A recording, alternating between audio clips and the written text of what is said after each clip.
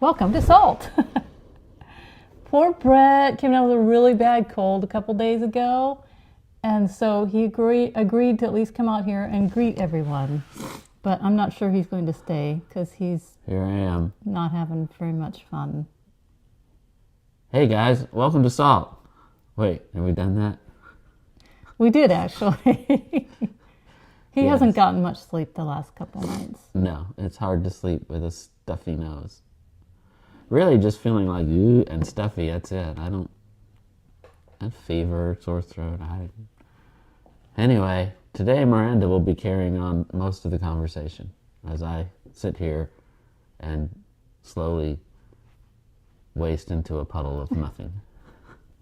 Take it away, Miranda. Okay, so I've decided to try to simplify things a little bit for Salt this year, since I'm the one who usually does the writing and such.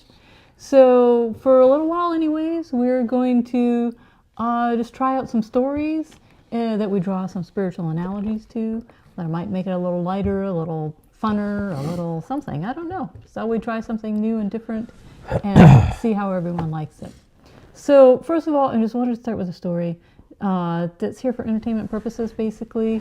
So it was a few days, it sort of goes with what we're talking about. I just didn't draw the analogy to this one. Mm-hmm. So a few days after Christmas, Aspen was in the kitchen fixing... No. What? This is going to make me look bad, but she said what I thought she said because she was in the kitchen making something. I don't know what she's making, but she's making something, and she's banging around and causing stuff, and she's yelling out things, and she does that. Notice he takes over telling the story, so he won't look bad. Random things she yells from time to time, all the time, just random things. And then she claims she yelled out, "Hey, Mommy, the cottage cheese went bad on the 25th. But this is how she said, "Hey, Mommy, Jesus is bad on the 25th. And I heard, "Hey, Mommy, Jesus expired on the 25th. And that's what she said. So I came out to call out my blasphemous daughter. It is not what she said. She was in the kitchen fixing her own dinner, and she wanted to use some cottage cheese or something. So she picked it up and she noticed that it had expired on the 25th. And she said, "Hey, Mom, the cottage cheese expired on the 25th. Is it still good?" And I said, "Yes, it is, because I just fed some to your dad for lunch and he didn't complain about it. And look, he's not sick." So, yeah. Because I'm the guinea pig here. Is this any good? I don't know. Give it to your dad. See if something happens. The cottage cheese was perfectly fine. There was no mold and it smelled fine and that sort of stuff. So this is my life. Okay, so story number one today. I actually ought to have Aspen come around and tell you this story, since she's the one who wrote it. Did you want to do that, Aspen? I'll critique your telling. Oh, she's going to critique my telling of it. Okay. Which one is it? I had to. That one? Yeah, it was the one she stayed after school to write that one day. Oh, I'll tell it. Okay. Oh, what? Aspen actually had to go back to school this week. And they go back a week earlier in the university. It was really inconvenient. Anyway, her English teacher gave the class a 10-minute assignment. It was a writing assignment. And it was supposed to be done in class, right? So she gave them 4 prompts that they had to include in a story. A snob, someone who goes to door to door, has a family curse, and a location is a rest area. I really like these assignments. Like when I was in college, I like those assignments. Except at the end, I'll have another story to tell you about that. Okay. Anyway, so remember, it's a snob, someone who goes door to door, has a family curse, and the location is in a rest area. So that's where it's set.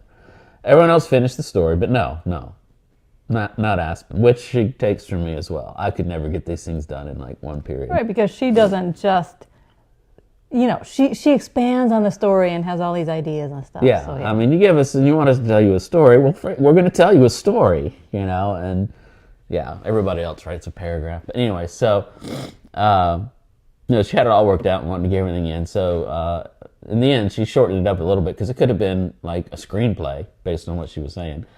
But so it was in the last class, and she wanted to go home, so she kind of shortened it up. But the story involved a young person named Joey. Yes. And now, since I didn't include this in the written part, Joey is the one who's actually the snob in the story, because as they're driving along, they're taking a road trip.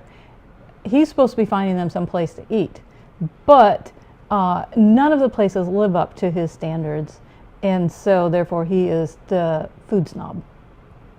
Well, Joey doesn't sound. Jonathan sounds snobby. Jonathan, I refuse to eat at Waffle House. Joey sounds like someone who would eat at Waffle House. Well, see, that's what makes it fun. Okay. Anyway, Johnny's girlfriend Maureen. Anything we say about Maureen? No. No. All right. Maureen's just Maureen. They were road tripping his family home for Christmas. They stopped at a rest area, which one, I guess, used to do, but not much anymore. And a man dressed in a white linen suit and a bright yellow and orange tie, which honestly immediately should have been, red flags and warnings. But anyway. And he came up and he knocked on the window and rolled the window down. And of all things, does he have a flat tire? No. Does he need gas? No. Does he need help in any way? No. He wants to sell him a vacuum cleaner. Interesting twist to the story. On their way home for Christmas, rest area, man knocks on the window, tries to sell them a vacuum cleaner. Is it a Kirby? What? A Kirby? Oh, it's a Kirby. Okay, never mind. I'm old. That used to be it still is. Like, they only sell Kirby's door to door. I was envisioning like your classic vacuum that has like the tan bag on it. No, okay, we're going with Kirby. Because Kirby, once you have a Kirby, you'll never go back. They really are. Did you ever have a Kirby? No. I didn't. I was cleaning my house once, and one of the kids in the drop team, her parents had one, and so they let in. Like it does foam carpet cleaning, and I mean it does like all kinds of things. I'm like, geez, I can see why this is. Anyways, back to the story. But Joey said he didn't have any money for a vacuum cleaner, and the man assured him it was free. More red flags. He walked over to the guy's van and agreed to take the vacuum cleaner. The salesman gave him a receipt he needed to sign, but said, "Don't worry about reading it. It's just the usual legalities," which isn't going to make anybody think suspicious. So Joey, being the idiot that he is, signed. The next morning, when everyone was opening gifts, he gave the vacuum cleaner to his mother. Apparently that's the end of the story. Oh, it scrolls up. She found a piece of paper on the vacuum and it read, "If you are reading this, then you are an idiot. And you have signed our legalities and have agreed to the terms and conditions." What terms and conditions were there on that piece of paper? Asked Joey's mom, as one would. Joey being quite the orator. I'm not sure. What terms? Maureen asked. Finally, Maureen jumps into the story. "I don't know. He told me not to read them," Joey exclaimed, "so it must have been okay." And with poof, poof, all the people in the room fell to the ground. Poof, poof, poof. A man in a white suit and a brightly colored tie appeared with a broom in his hand. "Ah, you should always read the legalities, Joey. You should always read the legalities," he said as he swept up the family of dust bunnies that collected on the floor. And kids, this is why we say don't eat mushrooms. Poof. Well, she was trying to wrap it up and go home. I guess it was the first week of school. Okay. I'll have you know I got 100% 100% on that. I could just see you on the sign, and then we're going to go there and there. Time's up. Oh, poof, and they all turn to dust bunnies. The end. Yes. Okay. So, all right, that's my part for today. Okay, so our spiritual analogy to this. Yeah, good luck. It says, so it's not a good idea to just believe what people say, right? We need to seek out the truth for ourselves. And it sounds so simple, right? But we don't always we get so used to living in certain patterns in certain ways, or something sounds so simple that we don't do it. So, what? I thought you said you had your own story you were going to tell. So it doesn't have anything to do with this, but it has writing a story from a prompt. When I was at Southern, I did a lot of writing. I was editor of the Southern Accent, the newspaper. I wrote every week. I had to write these, editorials and stuff. So I wrote a lot. And one of the at the end of your program for like teachers, if you're getting an education degree, you have to take what's called the NTE. It's the National Teachers Exam. Now, the National Teachers Exam, I don't know if they do them anymore, but like if you're going to grad school, you're supposed to take the GRE. That's a graduate level. You have to make sure you can do grad school.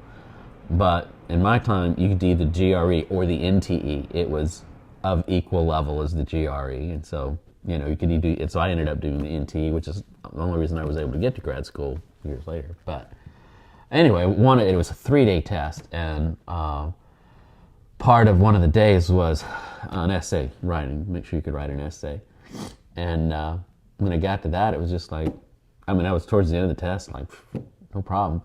And it was either like a story about a childhood toy, a favorite childhood toy. And when he hit that stopwatch, go, my mind just like the Kirby vacuum was sucked dry of any ideas. And I sat for an entire hour and couldn't write anything. It was the most bizarre experience I ever had. I was like, oh, a toy, that'll be easy. And I just froze. I know what it feels like when people say, when I get to a test and it's timed, I freeze, I can't do anything. I know what that feels like. And I failed. Fortunately, they let me come back and take that one section again. Mm-hmm. I was able to do it the second time, but that one time, I don't know what it was. As soon as I started thinking, I've got 60 minutes, I just froze. Interesting. So. Yeah. Yeah. Okay, so story number 2 for today. I'm sorry, I just... Thank you, Brett. Nice story. Why don't you go lay down now? There was no analogy to that off the top of my head. So maybe it will creep back into one of these other stories, but we shall see. Okay, so story number 2 for today was, so our kitchen is a small alley kitchen, basically, and at the end of it is the fridge on one side, a door to a small pantry on the other side, and on the end of the wall is a kitchen window that our cat Fluff will occasionally ask to be opened so that she can sit there and get some fresh air and enjoy the great outdoors from the indoors, right? So the problem is, so when we first moved in, that made the most sense to put the kitchen trash can down there because there really wasn't any other space in the kitchen. And so we just had your classic kitchen-sized trash can that we put down there. It worked okay, except that Brett had to constantly take out the trash because it was always getting full really fast. So one day I thought, wow, we should just really get one of those big-sized trash cans and put it down there. And I measured and stuff, and it was going to fit and everything. But eventually, it really was kind of a pain because once we put that in there, you really couldn't get either the pantry door open all the way or the fridge door open all the way. And so, you're constantly, you open it and you're twisting this way and twisting that way to actually get in and get whatever it is that you need out of the fridge or the pantry. And so one day after living here for 2.5 years, what has happened in the last week, I think, I was just sitting here and I was looking over there and I thought, it was like this brilliant flash of inspiration into my brain, right? Why not move the trash can? Move it to the outside, just outside the kitchen. And so I got Brett to do that. And I tell you what, it's probably one of the best things we have done in a long, long time because now we can open both doors down there and easily get anything we need in the fridge or anything we need in the pantry. And the trash can in itself is more centralized to the whole house to get the trash to from the living room or the bedrooms or anything like that, bathrooms and such. So that There, you can show them. we can show you apparently what this now looks like. I'm just showing the space between the fridge and the door. Okay. Okay. Oh, there's the trash can. So basically, the trash needs to get moved out of our lives, right? We need to stop believing the lies. The lies that the fine print doesn't matter. Last week we talked about going into the new year and giving up our plans for God's plans. And sometimes it might seem inconvenient to live out God's plans rather than our own, but the reality is that once the trash gets taken out of the kitchen, accessing the good stuff in the fridge and the pantry just becomes so much easier. And so it is also easier to, also I have already mentioned that. So living with the trash in the way makes our lives harder and not easier. No matter how much the lie would like you to believe that it's the truth, it is not. So basically, we look back at Eve in the Garden of Eden. Eating the fruit did not make her life better or easier. And story number 3. Last quick little story here for the day.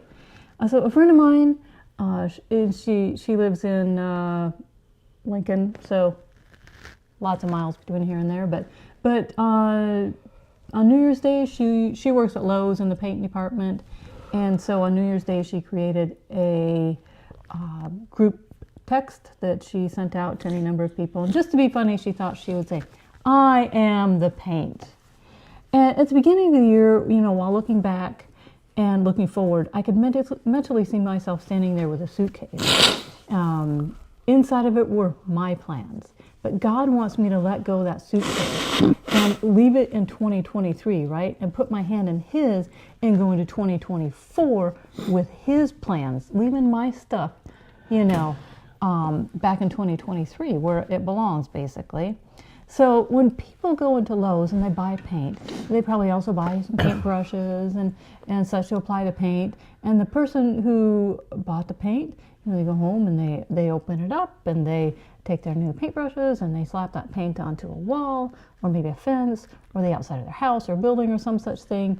And, when we pull along our suitcase of our own plans into the new year, we believe we are the painter directing what to do with the paint. This is like us just believing what the vacuum cleaner salesman said without reading the fine print. It simply is not true. It is also like us going into the new year hauling our plans with us, what we are going to do. But the truth is, we are the paint. The paint does not have the ability to do anything but sit there in the can.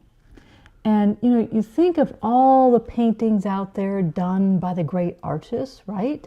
They are worth millions of dollars. And Name one. well, I wouldn't know that.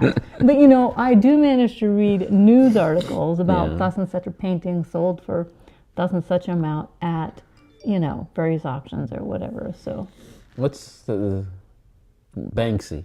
She is the, modern, who Banksy is? I think I've heard of him, yes. Yeah, or her. Her. We don't know who Banksy is, that's the thing. Okay. And, if you don't know, Banksy does works of art on, outside places in cities and towns, on walls and trash cans, and they're like statements about culture and stuff, and, it's really good. And and they had one that sold. It was a girl with a balloon, I think. And then it was an auction, and it sold for some incredible amount of money. And as soon as it went sold, the thing it was in was rigged, and it shredded it. The guy bought it for $250,000, and then shredded it. A statement of art, I'm guessing. Yes, it was a statement of art. Yeah. Interestingly enough, don't feel bad for the guy. Once it was shredded, it went up to $300,000 for the shred. Anyway, Yeah. I thought I would just share that because I'm just sitting here saying nothing. But take it away, Miranda. Okay, well, I was just going to wrap it up by saying, are the paintings worth so much because of the paint or because of the painter who painted them? And so may we allow God to be the painter in our lives while we're just perfectly happy to be the paint. Yeah. What color of paint are you? Well, red's always been my favorite color, but I really like pink too. What color are you, Aspen? I'm like pink satin. Pink satin? Because bows. Ah, she's pink satin because of bows. Yes. So I would be made like pink satin paint. Yeah. Would be painted to look like bows. Bows. Yeah. So basically, I'm a bow. You're a bow. Okay. Well, there you go. Interesting. What color paint are you? I'm red. No, blue. No, red. No, blue. There's a story that goes with that. Shall I say what I got out of it? Sure, absolutely. So I just kind of really liked when I read it the first time. I really liked the idea that you're the paint. And you've probably heard the analogies where in my hands a basketball is worth $10, but in Michael Jordan's hands it's worth 10 million. And a baseball in my hand is worth $5, but in some great baseball players, and that's what you're saying. The paint is worth $10 a can if I have it, but if Banksy or somebody uses it, it becomes a work of art. I just like the idea that we're the paint because that makes the analogy of Jesus using the color you bring to the world. That's what I got at. You bring color to the world and your unique shade and hue of whatever your life is, and that makes the world a more beautiful place when God uses your hue to paint into other people's lives. And it's not our plans. Yeah. It's God's plans. There was a scene from, I don't think you've seen it, Bruce Almighty. No. It's a Jim Carrey movie. It's really great. It has some good analogies to it, but it was actually a scene that got cut. But there's Morgan Freeman plays God, and he has given most of his powers to Jim Carrey, who's playing this guy named Bruce. And one of the scenes is they're going through and looking at these paintings of people, famous people. But the representation is the colors that's been used to paint them is the experiences they had in their lives. And instead of just all bright and happy, there's some, light colors and some really dark colors and and I can't remember the exact line, but Jim or Bruce asked something about that. And that's you got some dark colors in here. And, God, Morgan Freeman, replies that, yes, you can't create a beautiful work of art, of life, without using some dark hues. Being experienced. It was an illustration of all things work together, And that's a really good point. And I thought of that when we are the paint. Not bad for someone on Benadryl, I'll tell you that. All righty. Well, yes. As long as he's not sharing his germs too aggressively, we are okay. I use mouthwash to kill the germs. Okay. Too much information to your mind. Are you going to do the sign-off? No, that's why you're here. Oh, that's right. I'm sorry. Hi, welcome to Salt. Wait, we already did that. So, that's just like, just stop. Yeah, just she's like, stop. hurry up. I've been breathing in your mouthwash germs for too long now. Well, I hope you had a good week and hope you don't get sick. And Don't say that again. yeah, we'll be here next time and have a great rest of your week. And